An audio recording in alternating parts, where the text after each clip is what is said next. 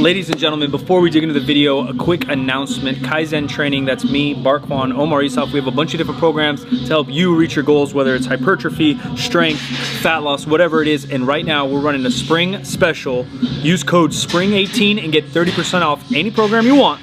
Limited time, check it out. We're also opening up our very limited group coaching. We have a Facebook group, we all chat. You get your form critiqued, you get a check-in once a week with our homie Nigel, who's a super intelligent, strong coach. Check it out, kaizentraining.com. Link will be in the description, also in the comments. 30% off all programs, grab them now. And into the topic of the day, which is the keto diet.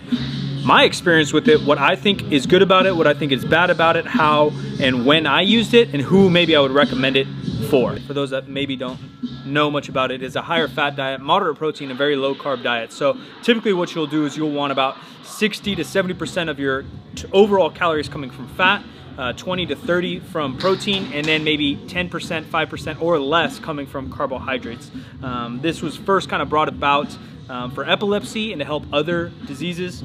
Our man, Dr. D'Agostino, I believe he's in Florida, he's studying all about it to help with different immune diseases and other things to help people be a little bit healthier and live a healthier life. It has gotten more popular in kind of the performance world or dieting world, as some professional bodybuilders and other people will use it to cut weight and to be in a calorie deficit. I tried it kind of based on a diet called the Carb Night, probably 8 years ago or so. I did it for maybe a year or two, living that low carb lifestyle, ketoed out of my mind, and I've gone through different cycles of it, trying different things. The rest of the video I'm going to kind of talk about, again, my experience, who I maybe think it's for, and it's going to be in regards to performance and people with an overall healthy life. Not talking about immune diseases or other things, so you can do your own research or comments on those things if you'd like, but that's not who I'm talking about. I'm talking about someone who's generally speaking healthy and is just focused on performance, looking better, and kind of living a normal life, or using this as a regular diet. For myself, you know, the benefits I see, or for any individual, Con Air, the guy who edits and crushes all these videos, helping him do a little bit of keto with his own diet, and the things I think that can really help it out, or I can't even think straight. It's not picking it up, I just can't think. We're in some sort of metal factory. Yeah. Fortnite. The benefits of it that I think it can help some people is that it's insanely simple. For the most part, you just avoid carbs. No sugars, no carbs, no anything like that. And eat kind of red meat, eggs, things with higher fat. You can eat cheeses and different condiments that have a higher fat, and you can get away with it while you're traveling. It's very simple. Another effect that I had, or that keto had on me, I found that I was very satiated. Very often would go a full day and almost forget to eat, and that's the first time in my life. Coming from an inner fat kid who loves food, I'm constantly thinking about food. I always want to eat. My appetite's through the freaking roof, especially when I'm training heavy. On keto, after you get adjusted to it, my appetite just happened to go down, you know, and fat, eating high amounts of fat and protein tend to keep people pretty satiated. So that's another benefit, that if you have a really high appetite, this may help you out as well. Generally speaking, for me, myself, and and maybe some of you, the other benefit of keto is that you get to eat pretty good food. You know, things that I find delicious, steaks, eggs, etc. I ate In-N-Out Burger. I would even eat Chipotle and just not get rice or beans, or very minimal beans in a bowl, something of that nature. But it's foods that I look forward to eating. Chicken wings here and there, some types of sushi, and different foods that were very easy to stick to and were still satisfying to eat by taste. And they're fully on the diet and work very well. I do like to eat a variety of vegetables, and that's something on keto you don't typically do. Most recommend very green vegetables or low amounts of vegetables, as veggies do have some carbs in them, and if you start to eat higher amounts, then you know it may kick you out of ketosis and mess with your insulin, blah blah blah blah, neither here nor there. I guess going into some of the negatives of keto that I experienced myself, and I've heard others experience, is that my energy, as I was powerlifting during the time, and maybe even playing basketball, I can't remember, but my energy was really low. I'd get through maybe a lift or two, and then my energy would just plummet. I wouldn't be able to get through the workout or recover from a workout as I would as if I was eating carbs of similar calories. And this may be just my experience, but I've heard others do the same or feel the same. Another thing is not only when I'm adjusting to the diet, but also just sometimes I would have a dull headache. In general, generally feel pretty lethargic. My energy daily, although sipping the same amount of caffeine, coffee, or whatever as I would while I'm eating carbohydrates, I would just generally feel kind of low energy and slow moving. Sometimes my thoughts were a little clear, but I feel like my thinking or my cognitive function was about the same as if I was eating carbs, but my body energy, getting up, lifting, walking, whatever, was always a little bit down.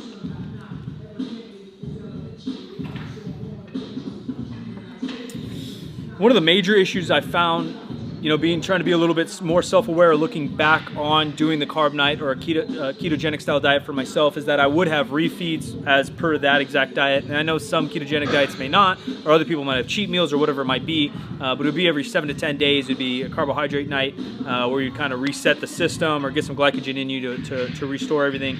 And for me, what that led to is kind of a bad mental state of kind of the refeed binge, feel guilty, restrict myself, binge again type mentality, where I would literally be focused in on Friday because I could get that ice cream, rather than now, kind of tracking my food or being a little bit more intuitive with my eating, or just portion control, whatever you might want to call it. I just kind of fit in a little bit more of the junk food or things I like to eat in moderation throughout my week, and mentally I'm not focused on food as much as I was then. Although I know I said before that I wasn't hungry as much, so I wasn't thinking about my next meal, I was overall looking forward to that refeed, and then I'd end up probably binging or overdoing it more than I should, and then I'd feel bad about it, and then I'd go ultra restrictive for the next 7 to 10 days. I just think it could lead to a very bad cycle, especially if you have some type of addictive personality like myself and many people out there.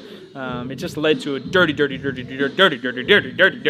cycle that I didn't want to get involved in, and now I'm in a little bit healthier relationship with food. Growing up, I just never really, even though my mom's pretty smart with nutrition, has a good general idea of it, and would cook us good dinners, I never had any idea of kind of moderation or portion control and tracking my food kind of on its own. I got that lesson and taught it to myself. You can track, and I do recommend you still track your food while you're doing a ketogenic diet, because studies have shown that overall calorie intake is going to be the defining factor when you're talking about body composition, whether gaining weight or losing weight, both ketogenic or carbohydrate style diet. Generally speaking, I think there's lifestyle things, there's the type of foods you like to eat, what sports you're into, how important your performance is, and maybe how your body reacts. That will kind of dictate for yourself what style of diet might work best for your lifestyle. I think that if you're powerlifting, playing basketball, football, soccer, something of that nature, eating carbohydrates not only will allow you to perform better, but also recover better. Tracking your food or having an idea of how many calories you're taking in with some quality micronutrients, vitamins, minerals, which often come from fruits and vegetables, having something a little bit more well-balanced both mentally and physically in your lifestyle is going to be best overall. But I would recommend, talk to a doctor if you have an health issue, because some of these diets may help you out. And if you are healthy, maybe try experimenting with a different style diet for anywhere from 6 to 8 weeks. See how it affects you, both lifestyle-wise, mental-wise, and physically. I think those are going to be important for you to kind of run mini experiments on yourself to figure it out. Again, guys, appreciate you. 30% off all programs, spring 18, kaizentraining.com. Head towards your goals. I appreciate you. Catch you in the next video. Salam Mike. Alan Thrall's butt. We're out of here.